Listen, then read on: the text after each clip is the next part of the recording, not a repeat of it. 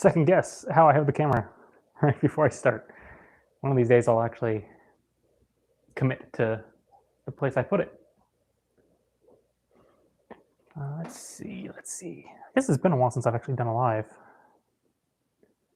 Things have been busy, but we're here now.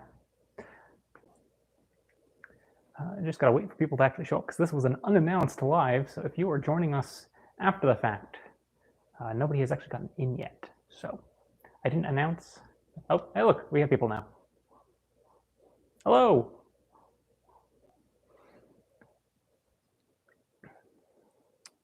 Hello. No real plans for the evening. I just suppose I haven't done a live talk in a while. It's been too hot to like do much outside, honestly. It's been very, very warm. I'd be a sopping mess. Hello, I'm doing well. Doing well. Just messing with my Kingston here.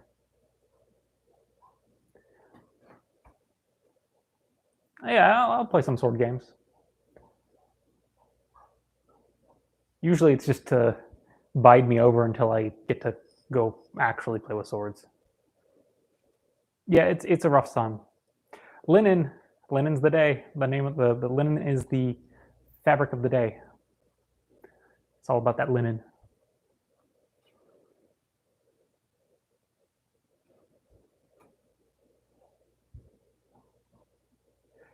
I don't imagine this is picking up because I realize this mic actually has really good voice noise canceling built in, so you're probably not getting the sound from my end because that's, if you were wondering why I'm just sitting here just flicking like that, it sounds fun. It gives you the actual swish. I just don't know if you all are getting the swish, but it is definitely swishing on my end. It's very satisfying. I was invited to go check out Bicoline at one point. It's up in Canada, right? It was, I don't know, it was just when I had heard about it, it was butting up against something else. I just didn't get around to it. I would like to go sometime. I think it'd be nice.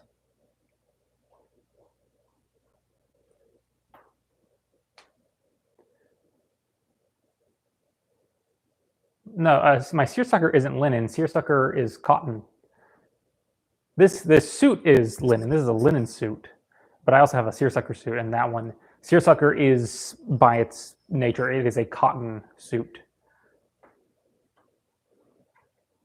Oh, exciting! That is very exciting, Alexandra. It's all about getting that first sword. Doggy, are you coming to hang out? Then I have to put this away. I can't have this out if you're out, because this one's actually sharp. I'll put that away. And now you can hang out. Yes. Yes, come here. Hey, you want to say hi to everyone? Oh, there you go. Hi. Yes. Doggy says hi. I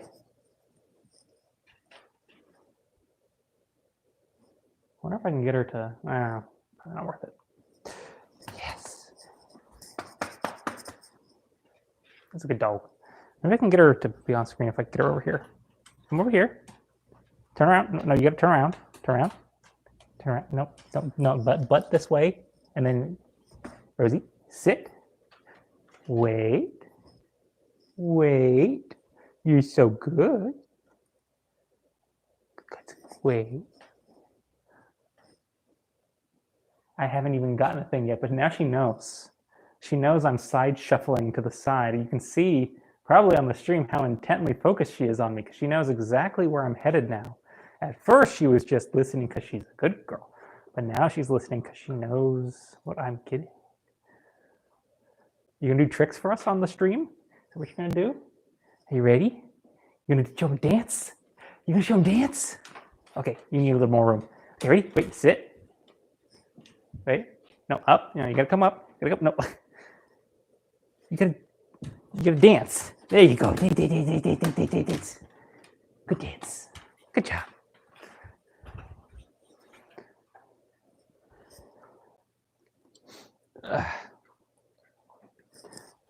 There you go.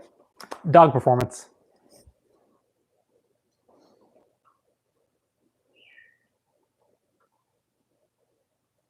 There are some like parade swords and bearing swords will probably get you about where you want. Basically, the idea being, I'm just going to make a really, really big sword to show off, and then I'm going to have someone carry it because it looks cool. And you can use it for stuff.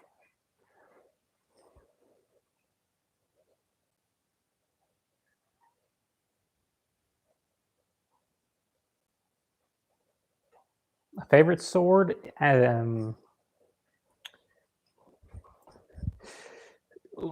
This one.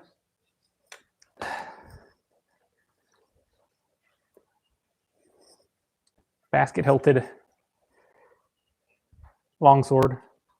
It's disguised. That's the important part. Is that it's two-handed handle. So there's this part here for the hand, but then you also have a really long pommel, which you're also supposed to use as part of the handle. Because if I compare it, you can see, yeah, you can compare it to the, if you look at the other longsword here, the pommel of this one, of the one I'm holding, ends at the end of the grip of the other. So they have the same handle space, you just don't have a pommel. Like if you use this as a handle, then you don't have a pommel beyond it. But that's, again, like looking at the shapes here, we've got essentially a cylindrical grip through here, and then you've got the pommel at the end, which is basically your hand stop at that point.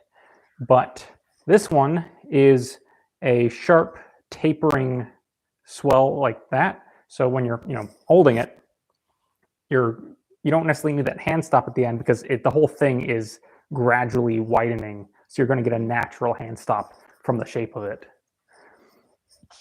I think they're cool. I think they're really neat. I'm not touching it much because I'm trying to not have to oil it. I finally worked out an arrangement to get the blade worked on, so I'm trying to keep it as is at the moment. Most expensive sword was the one I just held because that one's a custom piece. Do gun blades exist? I mean, there are swords that have pistols in them. So you can, they're a 2-in-1 kind of situation. But as far as swords that use a gun mechanism to vibrate the blade or however Squall's sword's supposed to, because Squall's sword doesn't actually shoot, right? It's like he swings, and then as he swings, he pulls the trigger, and it jolts for extra impact or something like that. That's that's just Final Fantasy. But yes, there were swords with pistols integrated into them.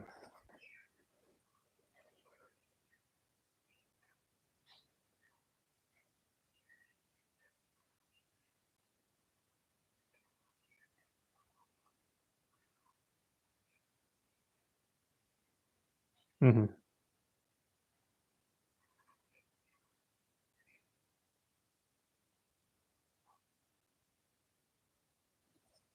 Does a musket with a bayonet count? Maybe. I mean, it's not a sword. Unless it's got a sword bayonet. Maybe it counts then. I've got a sword bayonet. Hi, I'm doing well. No shillelagh. I do have a hickory cane, though.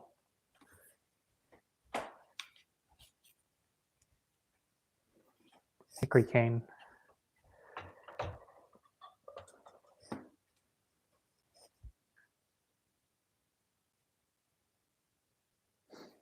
Mm-hmm. Yeah, I do live stream sometimes. Let's see. If I carry 2 swords every day carry at once to complement each other, what would they be? And not by dual wielding, rather by covering the weakness. So that's a fun one, but I don't think like I even if I wasn't intending to dual wield them, I think the choice would still ultimately be 2 swords that would work really well together for a dual wield context. It'd be I mean, basically, I'd be trying to get as large a dagger as possible so it counts as a sword. Once again, I'm gravitating back toward my combo here. You know, is my idea. The way you complement another sword is generally just to have something tiny. So something like this would be the where it's like, is it a dagger? Is that a sword? Yeah. Column A, column B. I mean, I've got some dedicated daggers that are huge. I mean, look at this. Look at the length of this one. See this? Let's see. I've got this dagger here, and then this messer here basically qualifies as a sword. And look at the blade lengths. Significant. So I guess I'd probably grab something like that. Something light, compact, some utility function there. Good for like, I mean, utility. And then I'd have, I don't know, something a little more robust.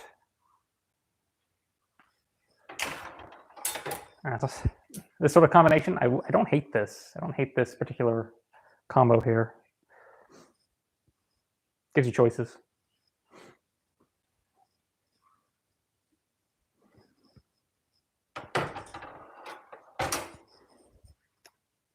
Might as well, you know, if I'm not dual wielding per se, then I might as well diversify and have like a short cutting sword and then a long thrusting sword. I guess another combination, but I think I only want one of them to actually have a complicated guard, because if I have to lug both of them around, I don't want to be lugging around 2 complex guards, which would be a problem. Because I love a little messer like this, but I don't know if I would necessarily want to carry this alongside a rapier, because it's just too much sword at that point. You know, this on its own is fine, but as soon as you try to like carry another sword with protrusions and stuff, it starts to get bothersome. I do like this one a lot, though. It's a really nice balance of, it gives you good hand protection, but it's not crazy on the hand protection. It gives you just enough to where you can get away with those more extended positions for longer, and not have to worry about getting your hand tagged quite so quickly. I'm going to leave that one handy. I like that one. I'm a fan of that. Oh, chat moved fast while I was... Okay, so anybody who asked stuff between when I stopped talking and when I looked again, I probably missed it because I just scrolled to the bottom.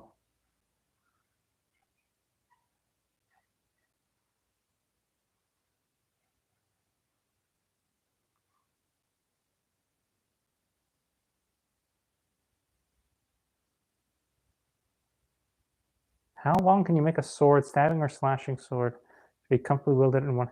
I mean, if it's just a thrusting sword, you can make it ridiculously long. You can make those absolutely ridiculously long. If your only objective is to thrust with the thing, you can make that so long. I mean, you could make it come up to here easy. And that doesn't even have to be a modern sword. You could just, historically, you could bring a rapier up to here if you really wanted to.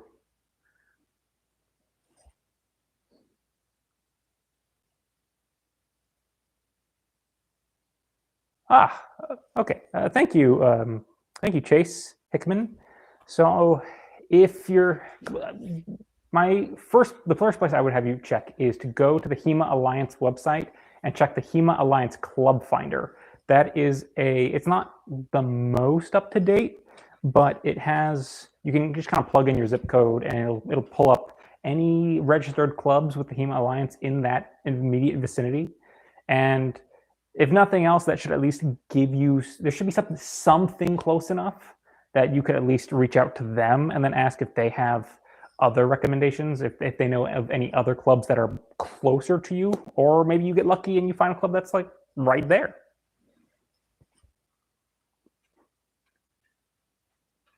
Oh, thank you. Yeah, I like this. One of the things I like about this is my linen suit. As you can tell by how wrinkly it is, I've been wearing it all day, so it's linen wrinkles. But one of the things I like about this suit is, look at that, partially lined. So easy to wear in the summer. I don't know if you can see the little, if I can get, I don't know if we got a light handy to shine through it, but yeah, it's very thin through the back. Like maybe you can maybe I can see the hand through it. Maybe. Maybe not. I don't think it's coming through, but I assure you, yeah, I can see you all through it. It is very thin through the back, which is part of the trick. It's nothing more than a thin linen sheet over the back. It has structure where you need it, through the shoulders and then a bit in the chest. So you can see where the structure is on this. So you see that structure there?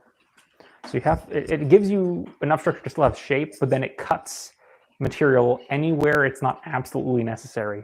So it breathes very well. I was walking around downtown in this, and it was,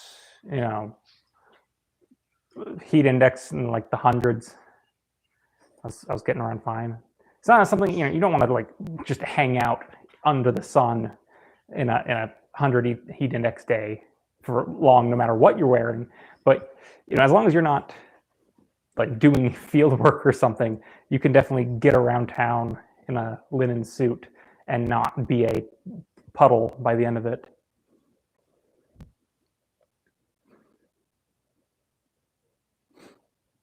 No, usually just people like it. People appreciate it.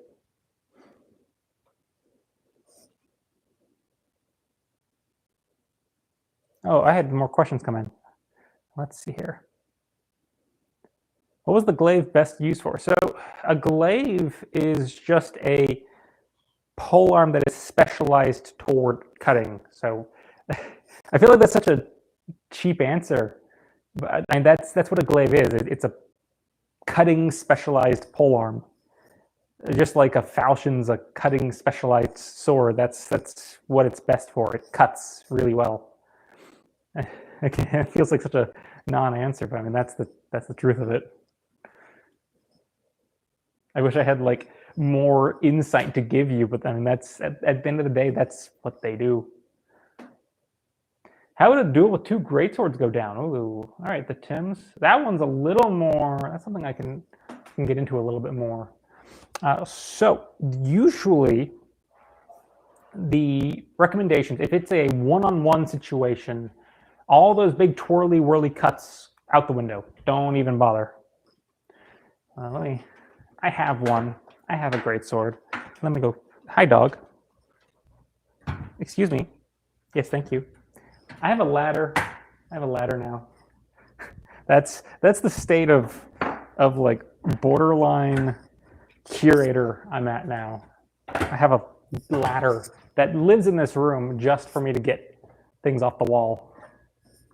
It has the only job it has is to be the armory ladder. Okay. Anyway, greatsword. So all those fun twirly-whirly, sweepy cuts that you would do with one of these, throw it out the window. Doesn't matter. Doesn't even enter the conversation. Why? Those things are really good for clearing space, but you're 1v1. There's no need to do big twirly-whirlies. You do a big twirly-whirly, and then he comes in because his weapon's as long as yours. So as soon as you go whoosh wide, he's going to be like, okay. So instead, The usual recommendation is that you just kind of give up on using it as a sword, and you just go into this sort of half swording position, and you just spear fight them. That's it. You can still do cuts and stuff. Like you can do these little snippy things. You can do that kind of stuff. You can still fence with it at long sword, as it were. You can still fence with it from back here, but it's going to be a much tighter game of just exchanging thrusts and giving tight little cuts, more so than going for big sweeps, because there's no point.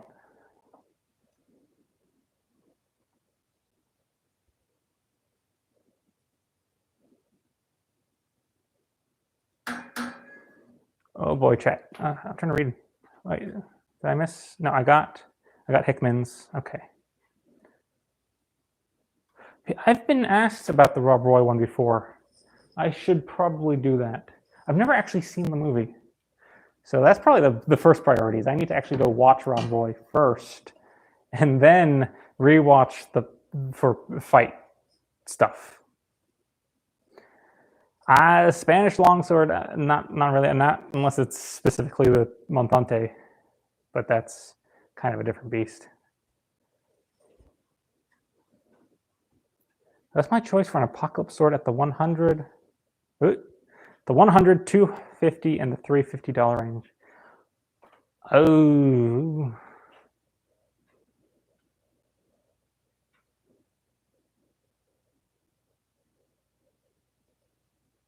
I mean, I'd probably just get a machete. Like, get yourself like a $20 machete. I have the belief that in a hypothetical zombie situation, you're wasting your breath going for a sword. Don't even bother. Hi, doggy. Swords are good at stopping people from fighting because they're good at debilitating.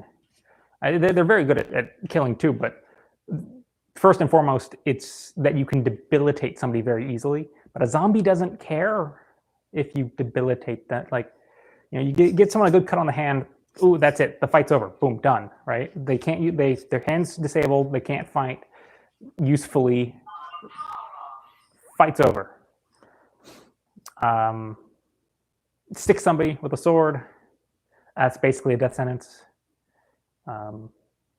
Shock might set in. They might keep coming. It's complicated, but that's pretty much the end of that.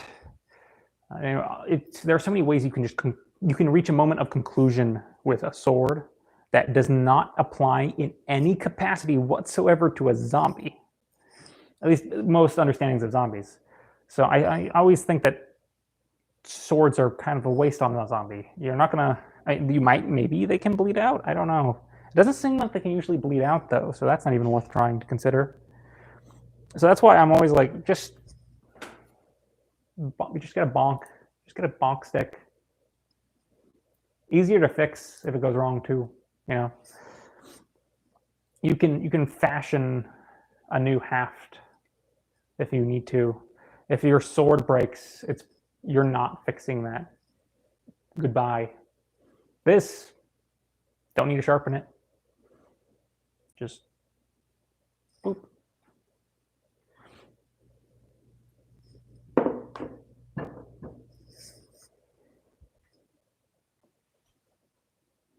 Like that circles back to the machete thing. Is just buy a cheap machete, because at least you can use it for like utility purpose. Like a machete is built tough as a utility tool, so you can kind of abuse it in a way that you might not want to necessarily abuse a sword. And you'll get the utility functions of being able to clear brush or use it in like certain like gardening purposes and stuff. I mean, it's kind of overkill for a lot of gardening, but there's certainly ways to apply machete in ways that in ways that this thing would be absolutely useless for. Right? This is good for one thing. Machete, you actually can get some function from, or alternatively, if you still really want a blade, just go for like an axe. Once again, utility works well. Or a shovel. You know, you could do a shovel. Shovel's not a bad choice. Are there historical sources that depict saber and shield combat? It depends on what you want to call a saber and what you want to call a. Oh boy, these are coming in. Okay. It depends on what you want to define as a saber. So if you want like your quintessential military saber kind of situation, like with one of these, your options are going to be pretty limited there. I can't think of any off the top of my head that would pair a saber like this with a shield. But if we're just talking just a curved sword with a shield, then sure, yeah, that's. I mean, and there's nothing that would prevent you from using a military saber with a shield. Like they don't conflict with each other. I can't think of any where that would be documented as a particular pairing.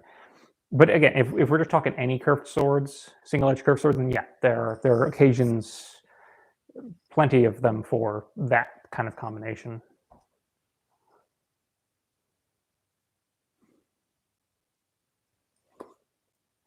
Oh, Katie asked, if I had to choose a non-European sword, which? The elusive one for me so far has been a Yataghan. I would love to get a Yataghan. I would really like a Yataghan. I think they're really cool. That's part of why I like Legiol or Leol, depends on where you are in France or anywhere else in the world. Why I like those knives, because I like that Yataghan blade shape. The way it's not curved back like a saber. It's kicked forward slightly. I wonder if you can see. I'm going to try to like line up the base of it there, so you can see. Yeah. If I line it up with my finger, you can see how it kicks out. So it angles forward and then it scoops back. So the point kind of ends up about center.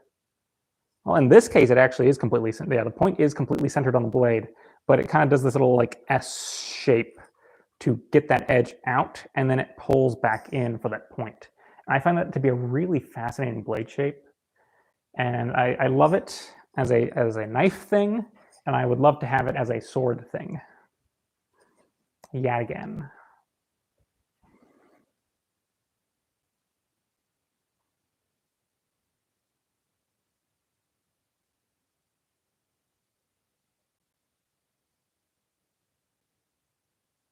I hope I haven't missed any of the. This is the best I can. I have to just kind of go with the. I try to squeeze in those donor chats, and I try to get what I can in the public chat, but it goes fast. Do you know where to acquire a well-balanced Highland basket hilt broadsword? Castile's an option. Castile prices are crazy now. Ugh. That's the cost of location, I suppose. I have my little rubber band pistols are from Castile. I hear good things about their durability, and as far as I understand it, their economy basket hilt is probably still one of the most accessible ones on the market right now. I haven't heard of anyone displacing the economy Castile basket hilt as an entry point. I think was it Valiant Arm. There's a Scottish forge that makes basket hilts that are affordable and good, but they take an eternity to actually get. So that's not an easy recommendation to make. You know, it's the old three qualities, right? It can be good, it can be cheap, or you can have it fast. And you can pick two of the three. You can't have all three.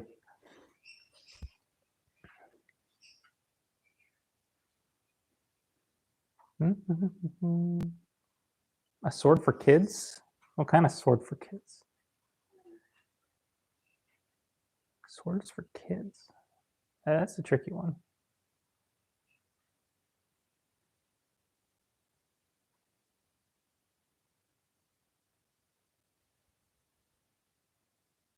I don't know how to. Yeah, I don't know how to answer this. I guess like a LARP, maybe like a LARP shop. Yeah, you know, maybe get them like a little like foam little bonk stick like that. I mean, you can get decent LARP swords pretty easily. They're not too hard to come across. Or you just get them some boffers. I mean, you don't even need to, like, boffers aren't fun though. Like, you want to be holding a sword, right? That's boffers are a means to an end, in my opinion. But there's no way boffers they don't look good. I'm sorry. They're fun. They're fun to whack people with because they pop, right? But I will never be convinced that anyone has ever made a good looking boffer. No.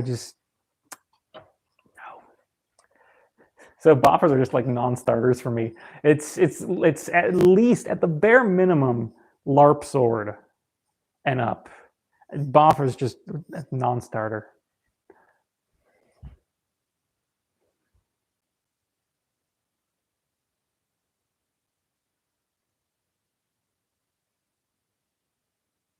Oh yeah, I'd happily collaborate. I am just kind of like a homebody, is the main problem. So unless they want to come my way, I don't tend to. I'm very hard to actually persuade to leave the state. For what I would kind of like write off as a business trip, it's very hard for me to find justification to slot away time for that. I have a pretty busy schedule, regardless of commitments to traveling. So I use my time off to go on vacation. You know, I don't like using my time off to go do more work.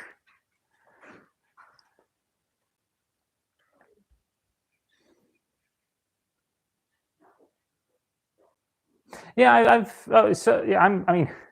I'm in communication with a lot of the channels. You know, when you make this kind of content, I mean, you end up in the circles. So, you know, like I have cordial relations with like Matt Easton, Sellsword, False Edge. I haven't actually gotten up with Todd Cutler yet. I bought from him before, but I haven't actually exchanged any words with him. I've talked with Daniel Pope a little bit.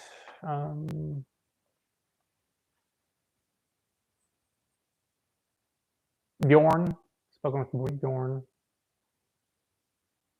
You know, you exchange courtesies.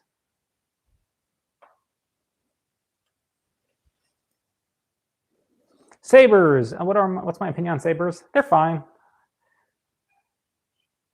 They're fine. I don't. It depends on it depends on the saber, right? Because if you count a Yanigan as a saber, then I like it. But as far as once again the military saber, they're fine. I don't love them. I think, like, in my heart of hearts, I think that a gently curved saber is this is probably one of just the most versatile, well considered, well balanced sword concepts that exist, period. I think this is just one of the best kinds of sword configurations that has ever come to exist. I just don't like them. I just don't like them. Because with that mild curve, you get the benefits of that slash through that you get with the curve, and it gives you enough of a curve that you can sneak the point around. You can see it right here in the camera, how I can give a thrust that then sneaks back in. Look at that. So you might have parried the thrust, right? But if you're not on the point, that point's just going to sneak back around and get you. There's a lot of cool stuff you can do with a curved blade. But I just cannot seem to bring myself to really care that much about them. I'm a straight blade guy. I just like a nice straight blade.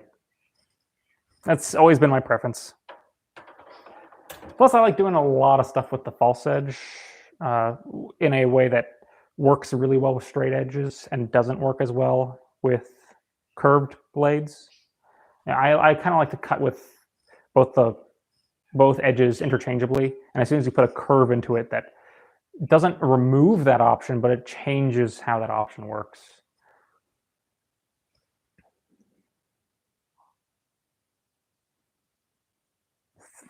Thoughts on, let's see here. Thoughts on archery. I will answer, I will not give you a verbal answer to that. I will simply make my point because actions speak louder than words. Yeah.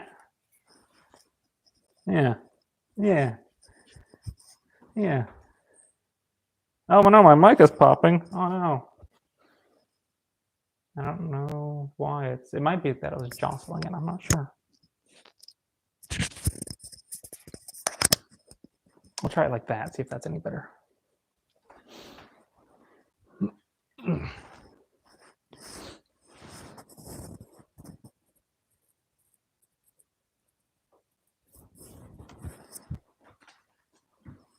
That is my 55-pound longbow. Hi, doggy. Welcome back. Did you get lonely? Yeah. Yeah. You want to come sit with? You want to come hang out with me? You want to come over here? Yes. Okay. That's it. That's it. Good. Wait. Here we will. I will adjust this to include the dog. There we go.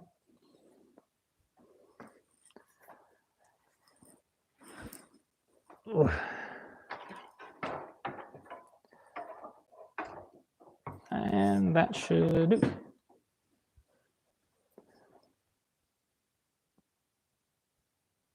Is the mic still popping, or are we good?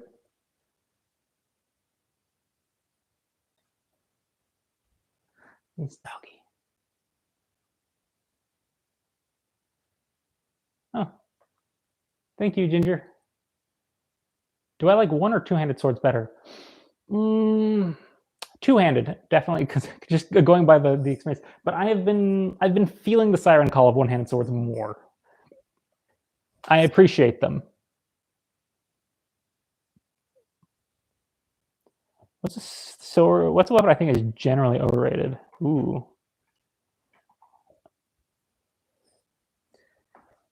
I feel like the low-hanging fruit here is to say a what? Is to say a katana. I guess that's the low-hanging fruit. But I think I've noticed a distinct shift in public opinion where it's kind of swung back away from that. I think there's still, in the popular opinion, I think you still get a fair bit of that, like, katana's the best sword that ever existed, ever. And so in that respect, overrated because it's a sword. There are many kinds of swords. They're all pretty good.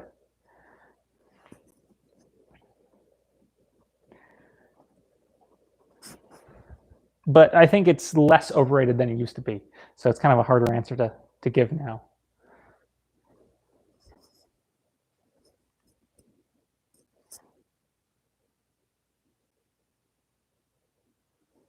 What do I think of the buckler? I like bucklers. I don't practice with them much. I generally don't do much fencing with an offhand. I don't usually care for it. It might just be a factor that I haven't spent much time. You know, I'm a longsword guy, first and foremost. I use both hands for one weapon. So as soon as you tell me to use two different hands, I go, why? I don't wanna. Gosh, I mean, it'll even get to the point where I will. Part of the fun I've been having with Meyer's Dusek stuff is simply because he will actually use a one-handed sword with two hands. He'll do these sort of wrist clasps for extra structure. And so I'm like, yeah, that's it. I'm just going to use a one-hand sword in two hands. This is going to be great. That's what I want. So yeah, as soon as you have me use something else in my offhand, I'm like, it's like pulling teeth with me. I'll do it if I have to. I am not good at throwing things. I'm just gonna put that one straight. Just go ahead and shoot that one out. I can't throw. I've never been good at it.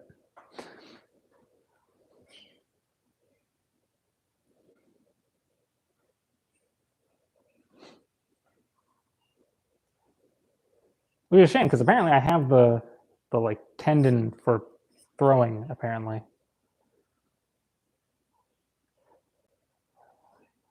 What do you mean the new weapons in Night Rain? I've been playing Night Rain. I don't know what you mean by the new weapons though. I got the World War II greatcoat on eBay. It's my daily medieval loadout in a modern setting. My daily medieval loadout in a modern, I don't know what that means. Daily medieval loadout. Like medieval weapons to carry in modern day? For realsies modern day? Because I mean, again, the only thing I carry with me on a daily basis is my knife, right?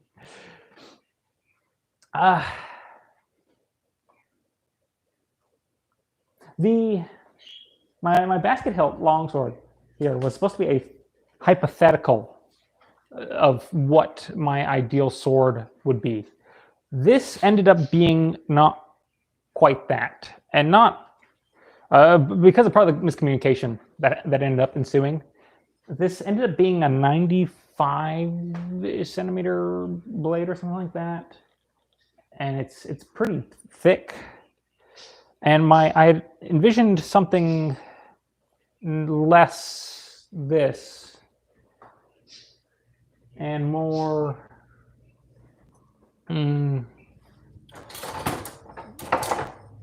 more like this, but with the extended hand. I wanted what was essentially a one-handed kind of blade with an extended handle to support two hands. So I wanted a much smaller blade than I ended up with.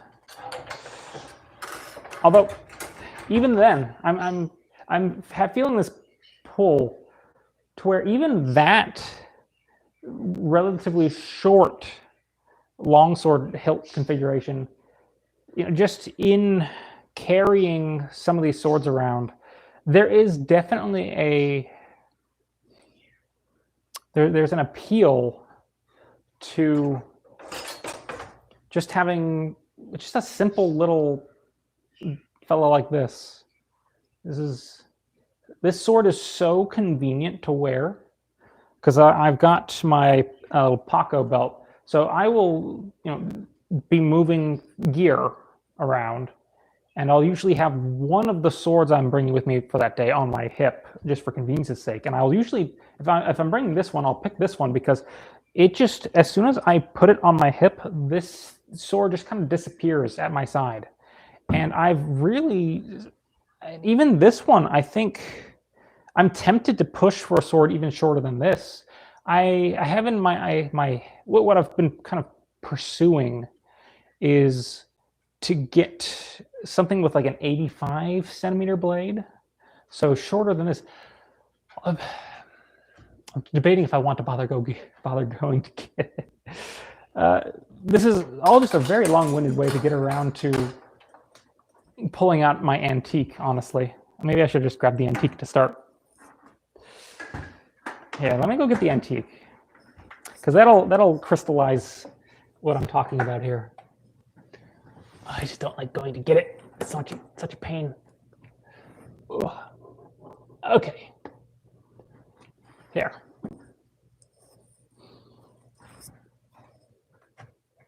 Okay. Antique sword. This little guy is kind of the size profile that I think I'd actually want to carry. If I was carrying a sword every day, this is the size profile I'd go for. You'll note, straight blade, right? This is a, oh, what is the year? 1970? It's a model 1882. I think it's a 1903. Yes, this is a 1903 model 1882 infantry officer sword. I wouldn't exactly want this hilt. I like cross guards, but the lovely thing is there were swords with cross guards and blades this long and still had branches for hand protection. Because look at that. That is a decent bit of hand protection despite being so slight. Because as soon as I put my edge, my points any amount on, suddenly that guard comes on and that hand becomes very well protected.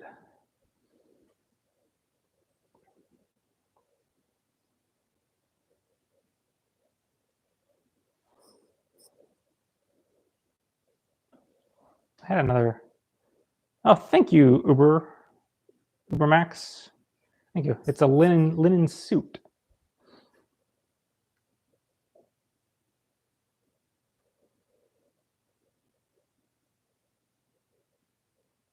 When you fence, you tend to focus on either hand movements or footwork, forgetting about another one. Is there some way to improve? That does just sound like you're just currently running too many things. It's going to be a practice. I mean, the ugly answer is just it's going to be a practice thing. You're juggling too many things right now, and so you need to get the time in to where you're not having to make that decision. The plus side is that you can probably drill the footwork. I'm trying to think of how to what would be the easiest onboarding. I would focus footwork first. Is basically the thing.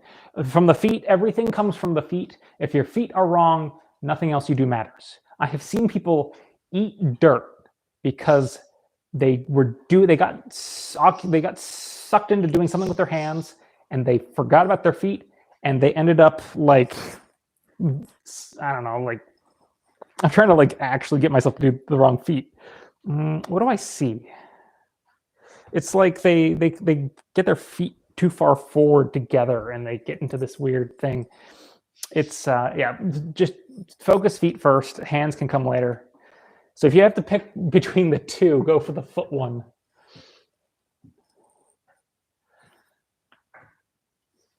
Because at least you won't eat dirt if your feet are good.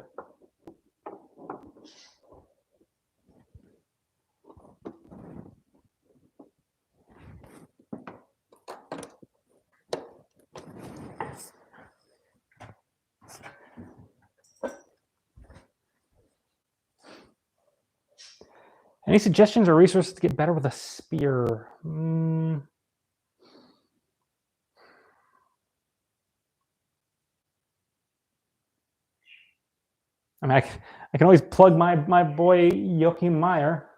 That's always a choice. I'll get the nice book. See, the reason why I plug his is because if you look at he has all the cool stuff. So if you, a lot of the stuff, it's going to be a lot of stabby, because that's what spears are good for. But if you want to do cool stuff, then you got to do like Meyer's quarterstaff, and then just apply that to spear, or cross apply his halberd stuff to spear, because he has solo drills with spears and halberds and stuff that will make you look cool while you do it, and they work. So that's a plus. If you want to just generally learn spear stuff that just puts people on the ground, regardless of if you're in armor or not in armor, Fiore is always a good place to go. I'm trying to think of, I think as far as support networks for understanding those texts, those are probably going to be your two most supported sources. And then maybe Degrassi would be another good one. Degrassi has a large polearm section, which is worth reading through. If anyone else has suggestions, please chime in.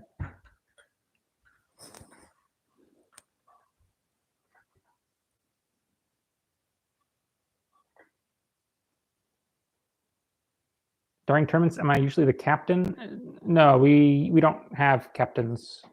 We don't normally do like tournament. We don't normally do. Sorry, I'm getting my words jumbled. Most of our tournaments are not team sports. You might go in with your club and you're trying to support your club, but at the end of the day, if you get matched up against your teammate, it's on. So there's not really a captain type environment in that. Hello. What's the watch I'm wearing? I will show you once I put my ladder away. This was my engagement gift. There. I see if I can. It does not want to focus on that. I don't know. I guess that's the best we're going to get.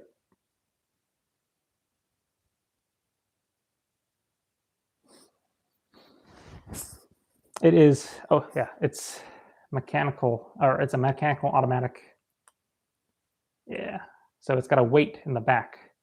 As you walk, shifts, and then that winds the watch, which is very cool. I can do as Varicopter, but not inside. That would not end well.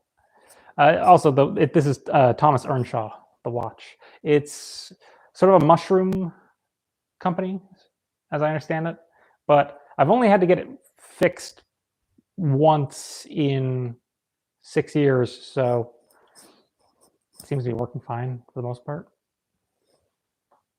And that was an issue with the mainspring, I believe. I think that the mainspring gave out.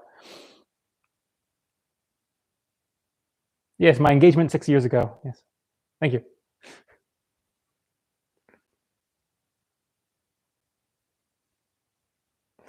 What advice would I give to the person that wanted to start fencing? Just do it. I honestly, like, you find your opportunity. That's, find some avenue to scratch that itch, whatever you have access to. It might not be a perfect fit, but if it is helping to get you going on that path, then take that.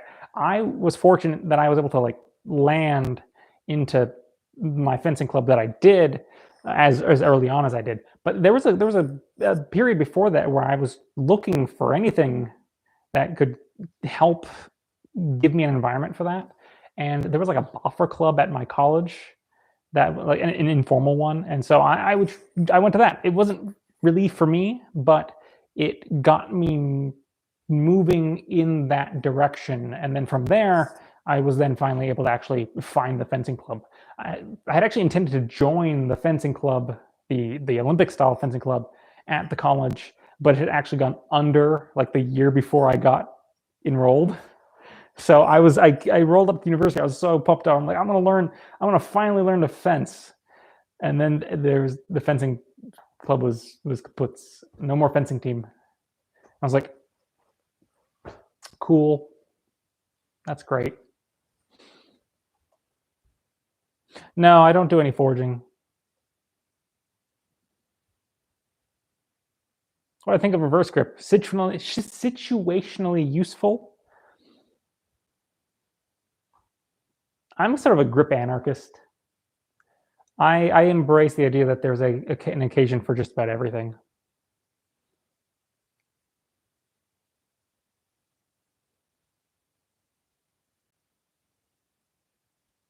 Mm.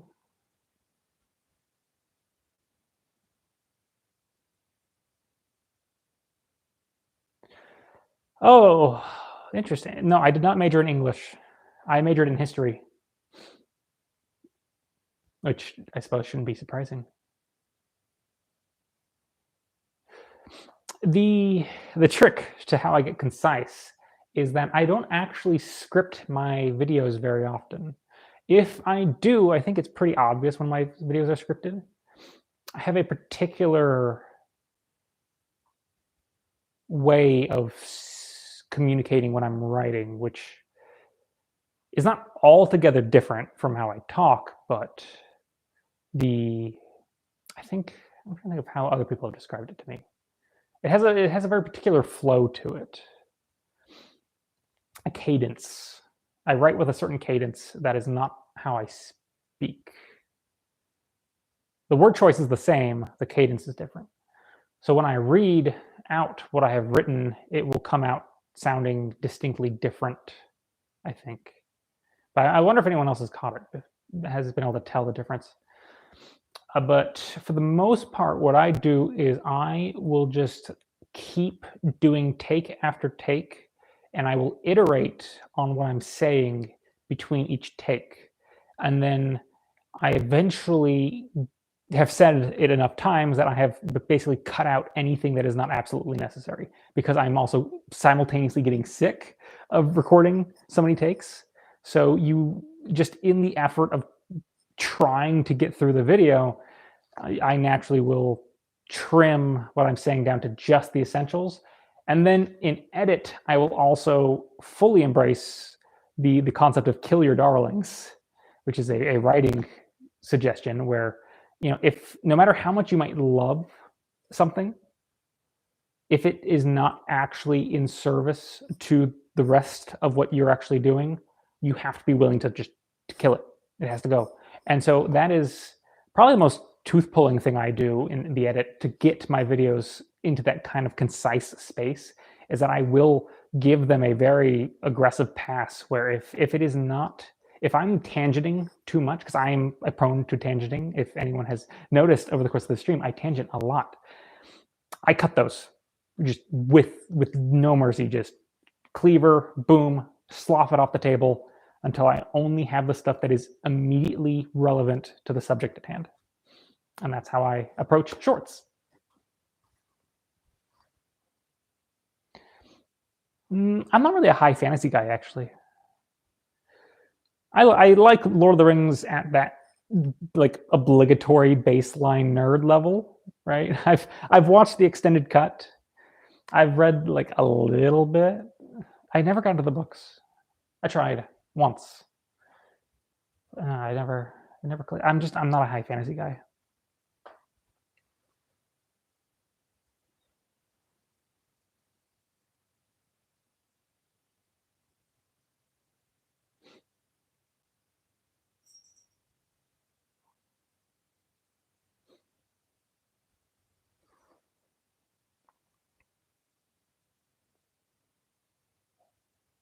Did I miss a question? I was just going to go check one. Oh, no, this was the, here we go. Aha, this is the one that I missed. Love your videos looking at Souls games weapons. IRL, do you have a favorite type of sword to use? Longsword. I'm a longsword guy. In theory, it's possible that I'd be a greatsword guy instead of a longsword guy. Possibly.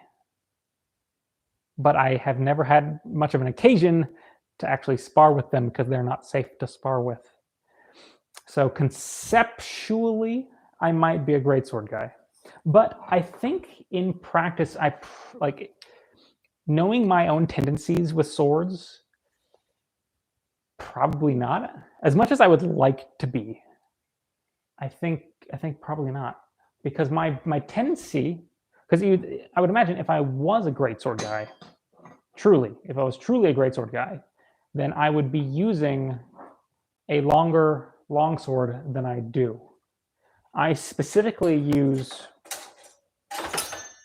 a shorty longsword because it is quick and nimble, and it zips and zaps, and it's also a fairly hilt weighted. The point of balance on this thing is right there. It's balanced very close to the hand. I like having zippy, quick swords, which is not a great sword. So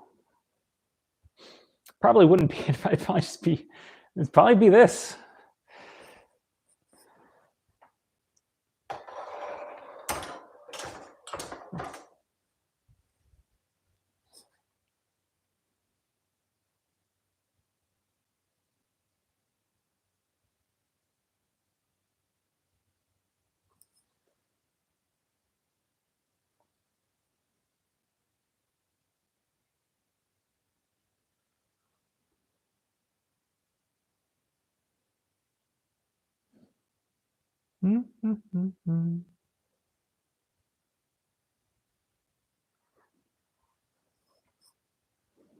Well, thank you, Ice.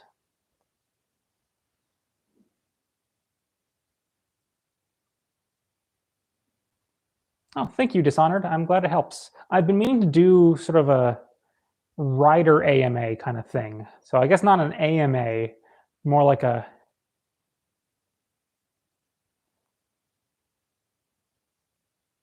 AMAAW. Ask me anything about writing thing. Like, I want to do I guess just a very focused Q&A of just an open forum of writers ask me your questions, and I will do my best to either answer it myself or get someone else who knows the answer to the best of my ability. I think that'd be a fun thing to do sometime. The Zweihander, this is made by Regenye. If you are in Europe, you can buy straight from them. If you are in the US, you need to go. HEMA Supplies is defunct, so I think Purple Heart's the only option. I think you have to go through Purple Heart Armory. I think they're the only ones importing Regenye now. I think.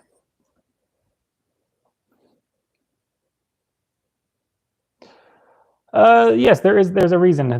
Basically, it's a matter of mass and length. Great swords are big. They're not like heavy, but we're looking at. I mean, just look at these two, right? Look at the size difference, right? And you have to remember, metal. It's not like the metal stops here and it's wood and then it's metal. There's a metal tang running the whole length of this. So it is a bar of metal that is basically as tall as I am. Mine's a bit shorter than I am, but fundamentally you're swinging a metal bar that is as tall as a person, as opposed to a metal bar that is half the size of a person. That makes a big difference.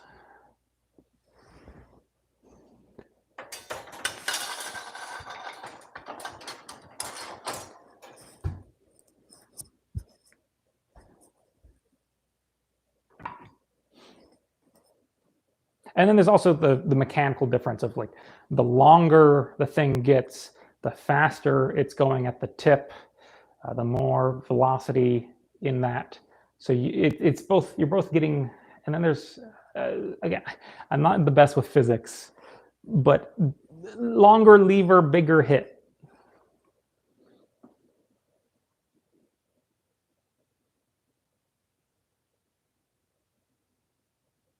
Yes, there's a messer behind me. Actually, there's two messers behind me. There's one on the wall and there's one below. I'm at 20% battery, so now I want to try something that I haven't tried before. I'm curious to see if this thing will let me charge by plugging into the mic. If it doesn't, we're going to have to wrap the stream up. But curiosity compels me to try this. If I do this, I take this, I go over here.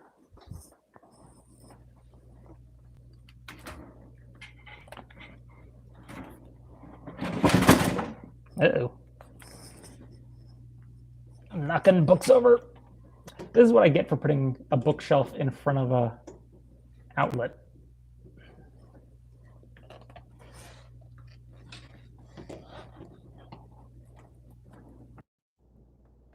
Ugh.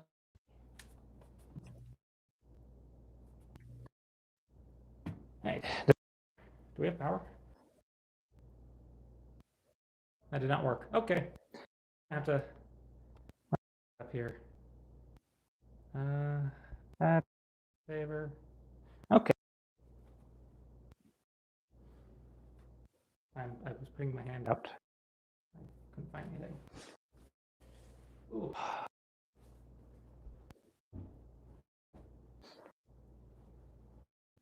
Okay, let's see. Fire sword. What? Fire sword what?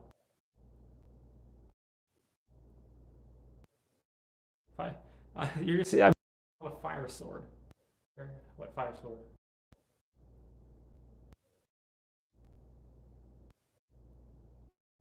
Fire sword. Fire sword.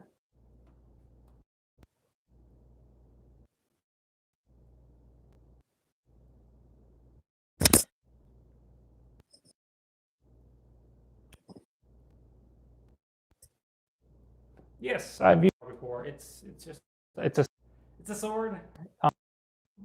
They tend to be a bit cuttier than most of the longswords I've had. Once again, it falls into that category of, well, I would love in theory to like the way they handle the opposite actually like in a sword. So, it's a trick. My tastes in swords veer more into this category of, I want a relatively nimble point. I don't care a whole lot about getting like a huge chopper out of it. I'm just looking for something responsive. I love your quintessence of playing wars. They tend to stay very broad. Their length. They don't taper much. More than mine. Because I've got it plugged in again.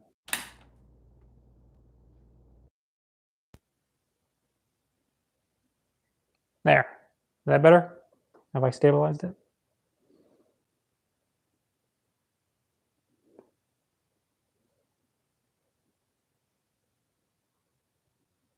Yeah, it was my attempt to charge it. So we're out of luck on that. So I'm not going to be able to charge the phone to keep this stream going. So how often do you need to clean, sharpen, or maintain? So those are going to be different metrics. Generally, if you have been handling the sword, you should wipe it down with you don't necessarily have to do like a full oil, but you should at least try to get any of your bodily oils off of that sword. Because let me tell you, there have been times where I picked up a sword and I put it back without thinking about it, and then I came back and sure enough, there's a little fingerprint of rust, literally a fingerprint of rust on the sword. I'm just like, and so if you have been doing any sort of physical activity while using that sword, if you've built up any amount of sweat, wipe that whole thing down because you do not want that rust setting.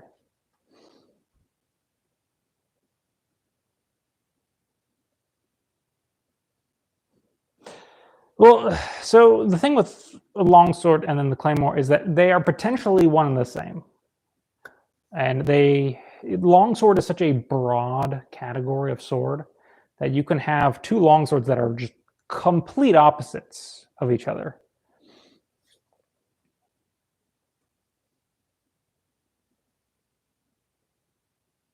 I don't know.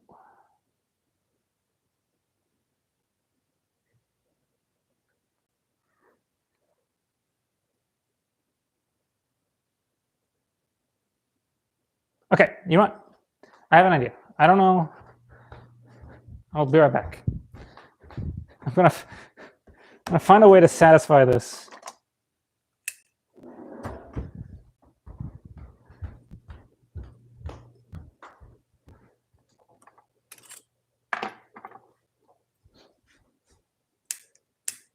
Happy now? Is this satisfactory? Are we happy now? My goodness.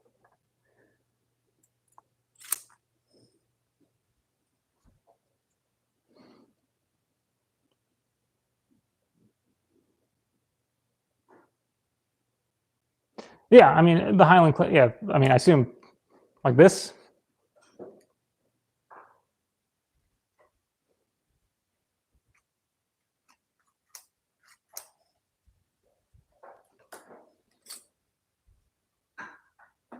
Because that's essentially.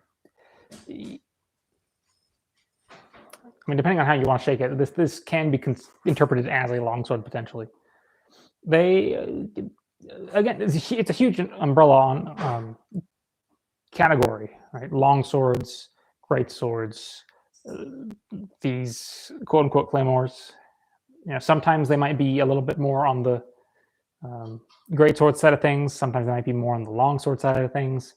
There's not any one kind of this, and there's not any one kind of those or the others.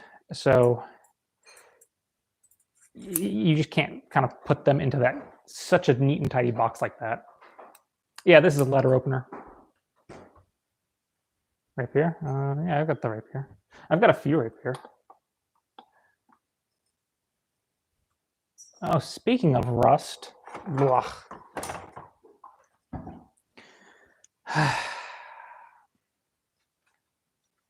See, this is probably another one where I put it away without thinking. So you can, this might show.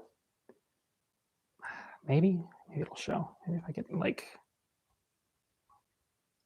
can you see that brown right through there? Guess how that got there? If I hold it, what's touching that cross? Right where it got brown, meat of my thumb right there. I missed it. It got rusty. Always wipe them down, or you will be going back and having a sad day.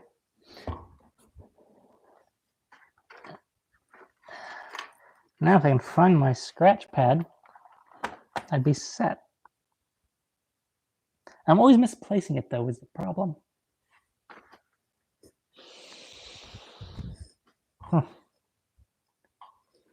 The rapier, there you go. This is my Spanish cup hilt. This one is actually literally Spanish. This one was made in Toledo. So literally a Spanish cup hilt.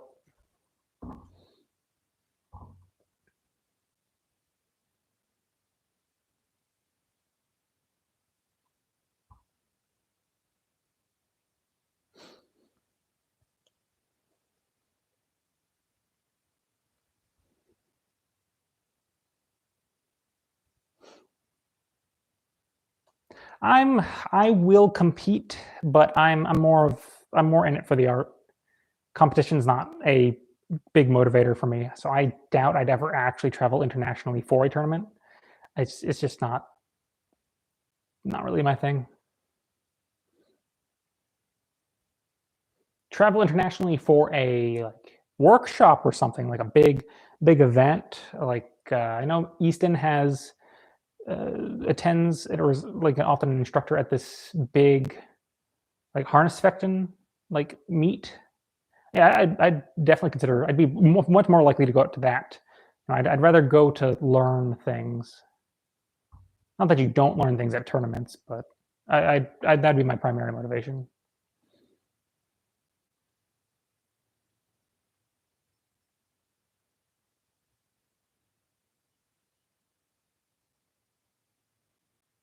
Is there a weapon I really enjoy in concept, but in practice is just not great?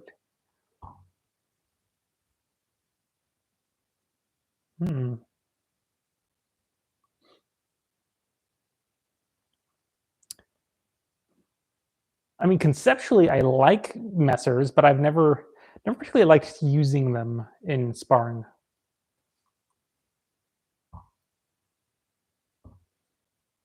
No, I use ballast oil. I think I've currently buried it. Oh no, here it is. Ballast oil.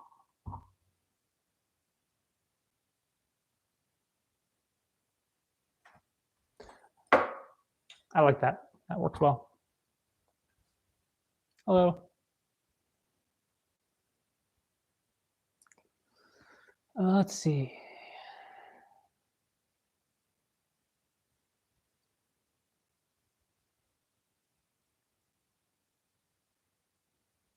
With that wing stance.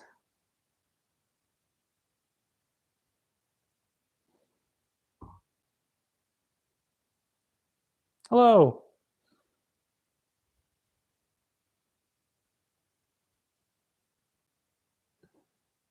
Would a rapier weapon be good for underwater battles? Yeah, I suppose. Yeah, I don't think you'd.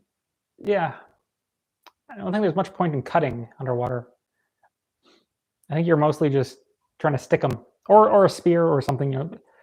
I mean, what think about it, like people go. What do people take underwater to hunt? They take like harpoons, and it's all about thrust.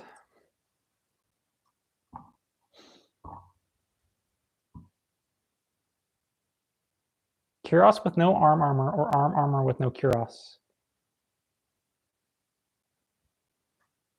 Cuirass with no arm armor. Protect the vitals. You can get stabbed in the arm and live. You are much more likely to live from getting stabbed in the arm than you are from getting stabbed in the torso. And then getting cut in the arm would be bad, but not as bad as getting stabbed in the torso. That's the main takeaway here: is you wear the breastplate because you don't want to get stabbed in the torso. Everything, wear the helmet would be #1 priority, because head is like easy target. Head is an easier target than torso, not for thrusts, but for cuts, but also thrusts. So helmet's #1 priority. After helmet, breastplate's next priority. Extremities, arms would be after that. Legs would be after that. That's the order of importance.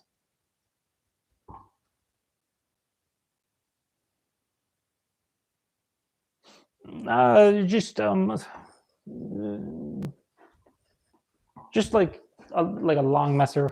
Like this one is fun to fence with, though, I will say, but it's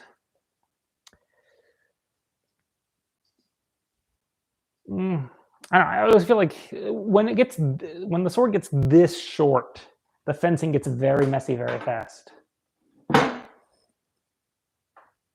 because you're basically already in grapple. Like as soon as you start fighting somebody with a sword like this at this length, you are already close enough to grapple them, essentially.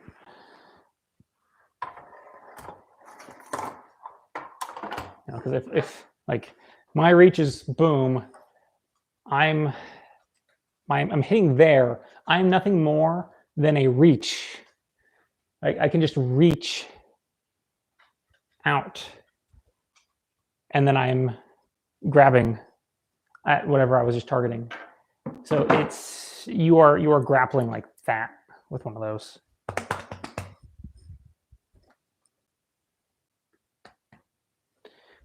Come here. See Daisy. What? Yes.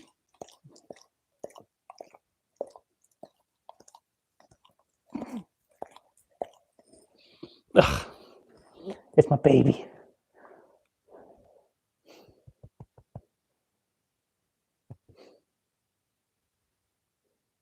Yes, this is my doggy. It's my doggy.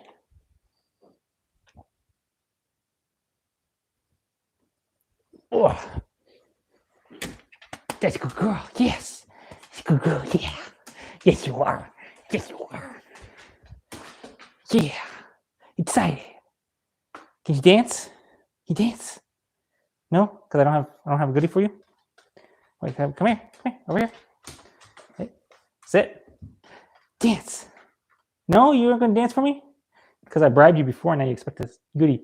How about shake? Will you shake? Yeah, you will. But you can't do it very well on this floor because it slides. Okay, I'll get you to dance. I know what'll make you dance. Back, over here. Over here. Sit. Wait. Dance. Yeah.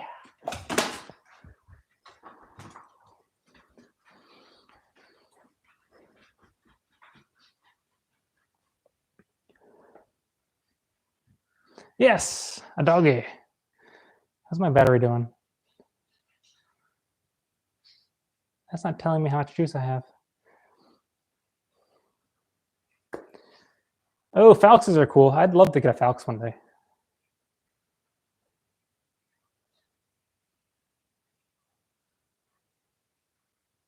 Sharp rivets, or are they too? I don't know. I'd probably ask some of the armor building folks. Hi, dog. What? Do you want more? I already gave you one. I already gave you one. No, you're not puppy dogging me. No. Mm-mm. No, you can't butter me up. She probably can.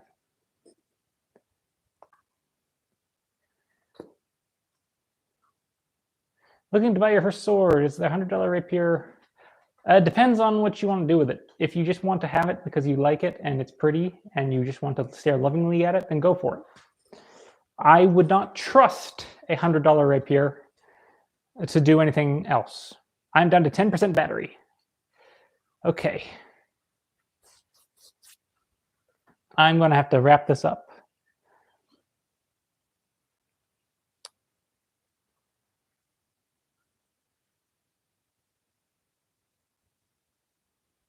A Scottish basket hilt or longsword. Whatever, don't, if it was up to me, I'd say longsword, but don't do what I say. Do what you want to do. If you are more likely to put in the work, learning how to use something that interests you the most. If you have no idea which interests you more, try them both, and then focus on the one that catches your mind. Don't pick just because I have a preference. Pick what interests you.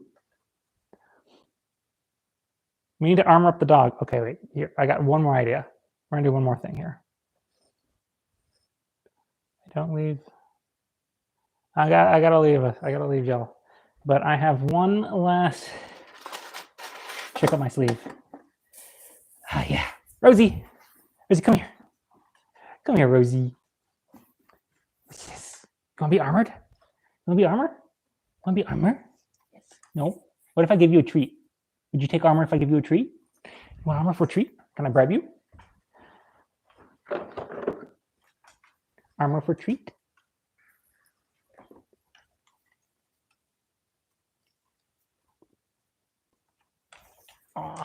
Here. Let's get you a different one. You'll like the other one more. You like the other one more. Here. Okay. Ready? Come here. Ready? Come here. Sit. Sit. No. What? Treat. You want treat? Yes. You want treat? You want armor? You want armor and treat? You want armor and treat? There. Armor and treat. Yes. Now come. No. Come here. You can have that piece. Now come over here. Come here. Come here. Well, okay. Finish eating. And come over here. And then we have armor doggy. Armor doggy. Armor doggy. Yes. You're very well protected, doggy. Look at that armor. You're so protected. Yes. You're protected, doggy. And there it goes. Lasted for a little while.